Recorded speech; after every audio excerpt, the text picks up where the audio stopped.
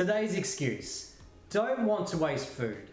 Okay, so this one's a good one because it's typically a consequence of our upbringing and ingrained in us from a young age.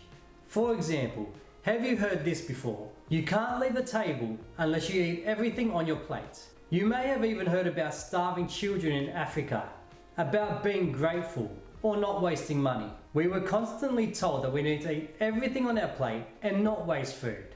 And for many people, this thought pattern still rings true to this day.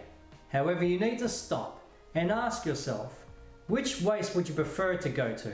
The waste bin or your waste? Because that's exactly where it's going. But despite this being true, the truth is, I still don't want to throw out good food. And I'm sure you don't either. So serve and eat smaller portions, work off a meal plan, buy only what you need, use smaller serving plates, because the plates are huge now compared to 20 to 30 years ago, and portion up meals when you make them, and put extra serves in the fridge or freezer immediately, and have them the next day, because you don't need to waste food, but you also don't need to overeat.